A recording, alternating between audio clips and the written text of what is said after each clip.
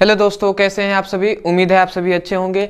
तो आज हम लोग पढ़ने वाले हैं आर्किमिडीज का सिद्धांत और आर्किमिडीज का अनुप्रयोग। तो ये आज हम दो टॉपिक पढ़ेंगे और मैं आपको विश्वास दिलाता हूँ कि वीडियो के अंत तक आपको आर्किमिडीज का सिद्धांत और अनुप्रयोग याद हो जाएंगे। तो चलिए दोस्तों देखते हैं। ठीक है, आर्किमिडीज का सिद्धांत। तो सबसे पहले आता है कि आर्किमिडीज का सिद्धांत क्या है।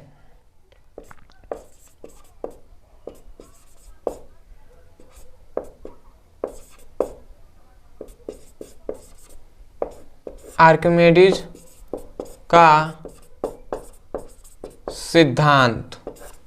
ठीक है, तो आज हम लोग देखेंगे आर्किमिडीज का सिद्धांत।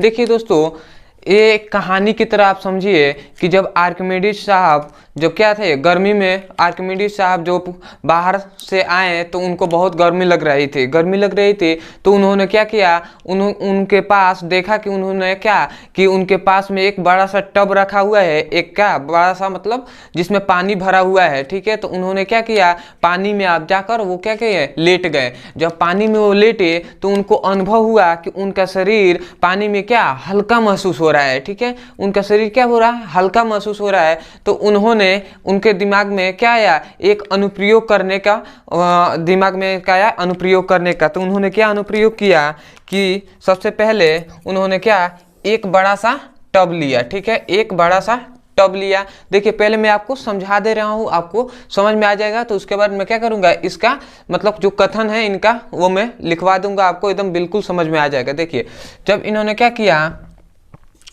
ये इस मान लीजिए ये टब है, टब में क्या इन्होंने ये मतलब सोए हुए थे। तो इनको क्या लगा कि मेरा शरीर क्या है, थोड़ा सा उनका शरीर हल्का महसूस हुआ। तो उन्होंने एक क्या अनुप्रयोग किया कि एक बड़ा सा टब लिया। ठीक है, और टब में एक तरफ से क्या टोटी लगा दिया। ठीक है, टब में एक टोटी लगा दिया और टब के अंदर, ठीक है ये टब है, ये खाली टब है, इसमें कुछ नहीं रखा गया है। और टब के अंदर इन्होंने क्या किया, टब के अंदर एक छोटा सा फिर से टब ले लिया। ठीक है, एक छोटा सा बर्तन ले लिए, क्या बड़ा बर्तन के अंदर एक छोटा सा बर्तन ले लिए। ठीक है, और इस बर्तन में क्या किया, पूरा फुल क्या कर दिया, इन्होंने पानी को भर दिया। ठीक है, पूरा फुल, ठीक है एकदम पूरा फुल इन्होंने पानी को भर दिया। कि मतलब पूरा फुल का मतलब है कि जब बर्तन में पानी भरा, अगर उससे थोड़ा सा भी और अधिक भर देते तो पानी क्या होता, बर्तन से बाहर निकल जाता है, इस टब से क्या होता, बाहर निकल जाता। और इसके बाद इतना भर दिया, इसमें क्या किया, इसमें एक क्या किया, लकड़ी के टुकड़े, ठीक है लकड़ी का टुकड़ा लिया। ठीक है, ये लकड़ी का टुकड़ा है और ये लकड़ी के टुकड़े को क्या किया, इसमें क्या किया, डुबाया। ठीक है, इस पानी में क्या किया, डाला। ठीक है, ये क्या है, जल है, द्रव है। ठीक है, तो इस जल में जब पानी को डाला और ये क्या हुआ, ये जब लकड़ी का टुकड़ा इसमें गया तो ये पानी क्या हुआ, इसमें से कुछ पानी क्या हुआ, इसमें से कुछ पानी क्या इस टब में आके गिर गया। ठीक है, तो मान लीजिए ये जो क्या उन्होंने अनुप्रयोग में क्या इसको रस्सी से बांध दिया था और इसका जो लकड़ी का वेट था वो 5 केजी का था। ठीक है, 5 केजी का वेट था। इसको लकड़ी से क्या किया, रस्सी से बांध दिया था इस लकड़ी को और इसको गिराया। तो देखा कि क्या ये जो है यहाँ पे इन्होंने नापने वाला रखा हुआ था कि 5 केजी का तो अभी है। जब इन्होंने पानी में डाला तो इस लकड़ी का वेट कितना हो गया, 3 केजी हो गया। ठीक है, जब 3 केजी का हो गया, जब पानी में नहीं डाले थे तो इसका वेट क्या था, लकड़ी का वेट 5 केजी था। परंतु जब पानी में डाल दिया तो इस लकड़ी का वेट क्या होगा, 3 केजी हो गया।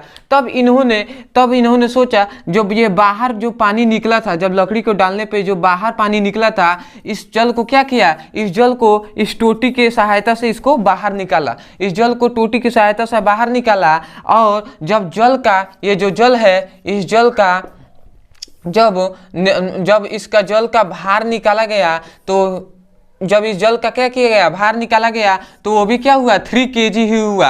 जब इस जल का बाहर निकाला गया तो वो भी 3 केजी हुआ। इससे इन्होंने बहुत खुश हो गए कि मैंने क्या कर दिया, एक अनुप्रयोग मतलब मेरा सफल हो गया। इन्होंने अनुप्रयोग यही सिद्धांत दिया कि जब किसी, देखिए यही से इनको पता चला कि मतलब क्या, जितना ये क्या हो रहा है, वस्तु को पानी में डालने पर जितना ये क्या हो जा रहा है, हल्का हो रहा है, उतने पानी को ही क्या करता है, वस्तु बाहर निकालता है। ठीक है, तो इन्होंने क्या समझाते हैं कि आप लिखेंगे सीधा सा कि आर्किमिडीज के सिद्धांत के अनुसार, ठीक है, आर्किमिडीज के सिद्धांत के अनुसार जब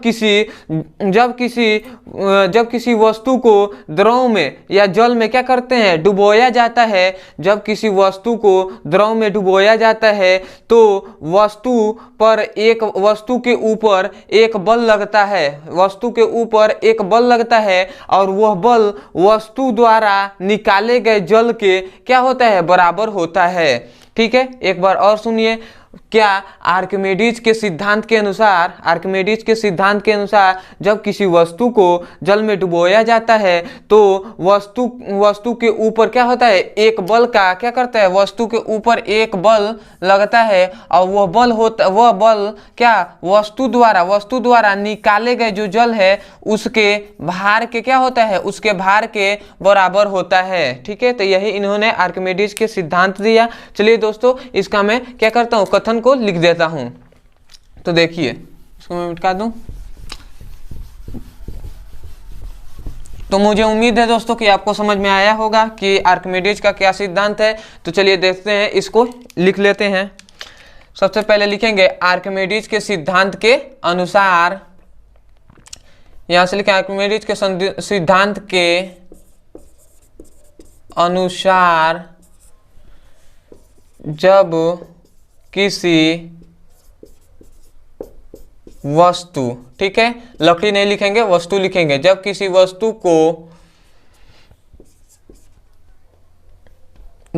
वस्तु को द्रव मतलब क्या है, जल, द्रव में डुबाया जाता है तो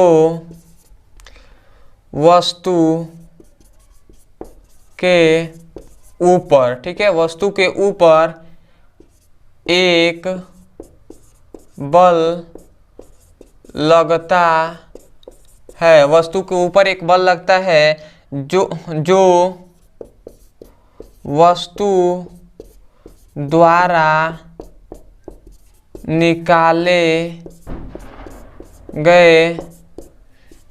निकाले गए किसके, जल के, वस्तु द्वारा निकाले गए जल के बराबर होता है। ठीक है, तो यही इनका क्या था, सिद्धांत था कि आप सिंपल से लिखेंगे कि आर्किमिडीज के सिद्धांत के अनुसार जब किसी वस्तु को द्रव में डुबोया जाता है, जब किसी वस्तु को द्रव में डुबोया जाता है, मतलब द्रव मतलब क्या, जल में डुबोया जाता है, तो वस्तु के ऊपर क्या लगता है, एक बल लगता है और यह बल वस्तु जब डूबा तो एक क्या किया, उसने क्या किया, जल को बाहर निकाला, तो वस्तु द्वारा निकाले गए जल के बराबर होता है, जल के, यहाँ पे लिख देंगे जल के भार। ठीक है, क्योंकि भार के बराबर होता है। ठीक है, तो वस्तु द्वारा निकाले गए जल के भार के क्या होता है, बराबर होता है। ठीक है, और हम एक बात और, इससे पहले वाले वीडियो में मैंने पढ़ा था कि जो उत्प्लावन बल के बारे में हम लोग पढ़ा था। तो देखिए, वस्तु को जब किसी द्रव को या जल के अंदर क्या किया जाता है, किसी वस्तु को डुबोया जाता है, तो वस्तु के ऊपर जो बल लगता है उस बल को हम उत्प्लावन बल के नाम से जानते हैं। तो देखिए, तो हम क्या कहे हैं, जब किसी वस्तु को द्रव में डुबोया जाता है तो वस्तु के ऊपर क्या लगता है, एक बल लगता है, तो इस बल को क्या कहेंगे, उत्प्लावन बल। तो इसका सूत्र क्या होता है कि वस्तु पर कार्यरत उत्प्लावन बल। ठीक है, वस्तु पर कार्यरत उत्प्लावन बल किसके बराबर होता है, वस्तु द्वारा निकाले गए द्रव मतलब जल के भार के बराबर होता है। ठीक है, वस्तु द्वारा निकाले गए द्रव के भार मतलब जल के भार के क्या होता है, बराबर होता है। उत्प्लावन, ये मतलब क्या है, वस्तु पर कार्यरत उत्प्लावन बल का मतलब है कि वस्तु के ऊपर जो बल लगता है वो क्या होता है, वस्तु द्वारा निकाले गए द्रव के भार के क्या होता है, बराबर होता है। ये क्या है, इसका सूत्र है, ठीक है। इसी से आप क्या कर सकते हैं, इसका डिफिनेशन लिख सकते हैं कि क्या आर्किमिडीज के सिद्धांत के अनुसार वो किसी वस्तु को क्या किया जाता है, जल में डुबोया जाता है तो वस्तु पर कार्यरत उत्प्लावन बल वस्तु द्वारा निकाले गए द्रव के भार के बराबर होता है। या तो आप ऐसे कहिए या तो मैंने इसको लिखवा दिया है, आप ऐसे भी कह सकते हैं। तो मुझे उम्मीद है दोस्तों कि आपको आर्किमिडीज का सिद्धांत बिल्कुल से अच्छे से समझ में आ गया होगा। तो अब देखते हैं आर्किमिडीज के सिद्धांत का अनुप्रयोग कि क्या इनका अनुप्रयोग है, ठीक है। तो चलिए दोस्तों देखते हैं।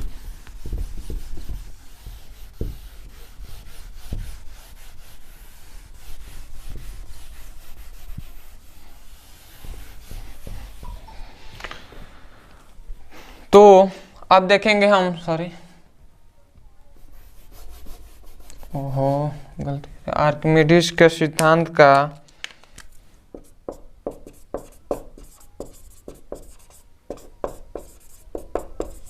अनुप्रयोग, ठीक है, ठीक है। तो अब इसका हम देखते हैं आर्किमिडीज के सिद्धांत का अनुप्रयोग कौन कौन से होते हैं। तो सबसे पहला इसका अनुप्रयोग होता है, देखिए जो सबसे पहला इसका अनुप्रयोग होगा कि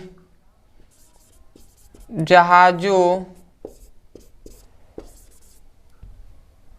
का नदी में तैरना, ठीक है, जहाजों का नदी में तैरना, ठीक है। तो इसका मैं सिंपल से आपको बता दूं कि कोई वस्तु कैसे तैरती है। तो देखिए कोई भी वस्तु को तैरने के लिए दो बातें जरूरी है, उसमें दो चीजें होने चाहिए। पहला तो भार क्या होगा, भार उसका कम होना चाहिए। जब भी किसी वस्तु को क्या करना है, तैराना है, तो उसका भार क्या होना चाहिए, कम होना चाहिए, ठीक है। और दूसरा उसका, उस वस्तु का जो आकार है, आकार क्या करना चाहिए, बड़ा होना चाहिए। आकार जो है वो बड़ा होना चाहिए, ठीक है। पहला वस्तु का भार कम होना चाहिए, दूसरा वस्तु का आकार जो होता है उसे बड़ा करना चाहिए। तभी क्या होता है, वस्तु क्या करता है, अधिक तैर पाएगा, ठीक है, वो तैर पाएगा वस्तु। क्यों, कैसे होता है ये सब, तो देखिए इसका सिंपल से आप समझ सकते हैं कि हम देखते हैं कि नाव कैसा होता है, नाव ऐसा होता है, ठीक है, नाव ऐसा ही होता है, नाव ऐसा ही होता है, सिंपल से आप समझिए, नाव ऐसा ही होता है। और नाव के अंदर देखिए ये सब इतना मतलब नाव होता है, ठीक है। और नाव के अंदर सब क्या होता है, खाली होता है, इसमें कुछ नहीं होता है।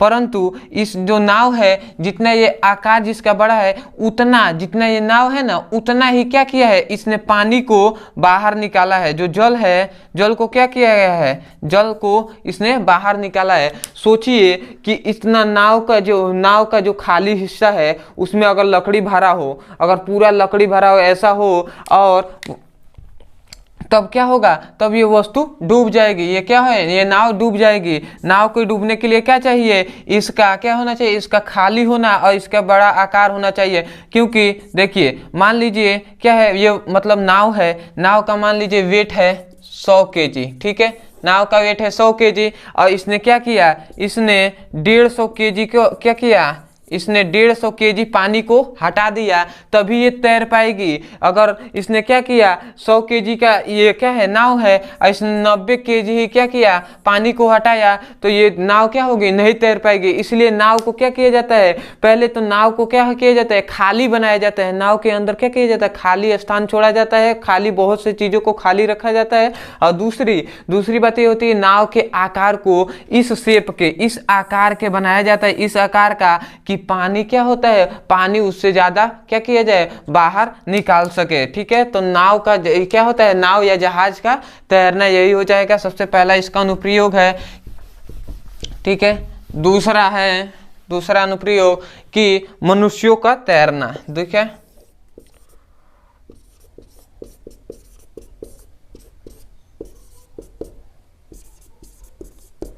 मनुष्यों का नदी में तैरना, ठीक है। तीसरा हो जाएगा मछली का तैरना, ठीक है। तो मनुष्यों का तैरना कैसे है, देखिए मान लीजिए कोई भी मनुष्य है, मान लीजिए ये कोई है, मनुष्य है, ठीक है, ये मनुष्य है और इसका वेट है 60 केजी। ठीक है, तो कोई भी मनुष्य मान लीजिए इसका वेट है 60 केजी और इसने क्या किया, जब पानी में डुबकी लगाया, जब पानी में गया तो क्या किया, ये भी कुछ क्या करेगा, जल को हटाएगा। तो मान लीजिए इसने क्या किया, 40 केजी जल को हटा दिया। 60 केजी का है और 40 केजी जल को हटाया तो क्या होगा, जब भार अधिक होगा जल को हटाने वाले जो जल को हटाया जाता है उससे क्या होगा, वेट अगर भारी होगा तो क्या होगा, वस्तु डूबने लगेगा, जिसके कारण क्या होता है, व्यक्ति डूबने लगता है। परंतु इसको देखिए, मान लीजिए इतना तो 40 केजी हटा दिया, परंतु जब इसको तैरना होता है तो मनुष्य क्या करते हैं, एक कार्य करते हैं कि क्या करते हैं, अपने हाथ को ऐसे ऐसे क्या करते हैं, मारते हैं। तो मान लीजिए हाथ को जब इसने मारा, हाथ को मारा तो 10 केजी पानी फिर से इसने बाहर कर दिया। और लात को भी क्या किया जाता है, अपने जो पैर है इसको भी क्या किया जाता है, चलाया जाता है। तो पैर को भी क्या किया, पैर को इसने 15 केजी पैर ने पानी को बाहर निकाल दिया। तो जब ये 15, 40 और क्या 10, 40 और 15 ये सब जोड़ा जाएगा तो क्या हो जाएगा, 65 हो जाएगा, 65 हो जाएगा। ठीक है, तो 65 क्या हो गया, 65 किलो क्या है, ये 60 केजी का है और इसने क्या किया, 65 केजी के पानी को क्या कर दिया, बाहर निकाल दिया।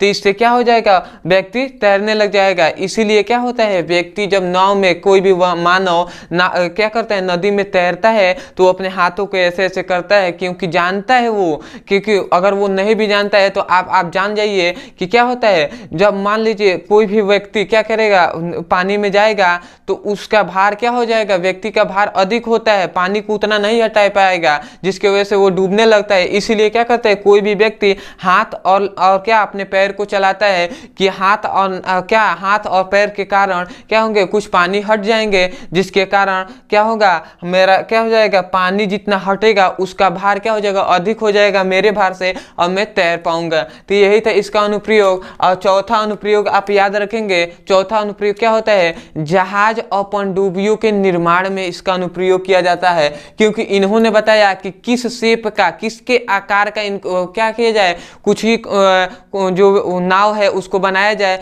कि क्या होता है, कोई भी वस्तु क्या किया जाए, जल में तैर जा सकता है। इन्होंने क्या, इसके सिद्धांत के, इनके सिद्धांतों के अनुसार इसको सबको बताया गया। तो दोस्तों आज के लिए इतना ही। मुझे उम्मीद है कि आपको वीडियो बहुत अच्छा लगा होगा। अगर वीडियो अच्छा लगा हो तो चैनल को सब्सक्राइब कीजिए, वीडियो को लाइक कीजिए। मिलते हैं अगली वीडियो में, धन्यवाद।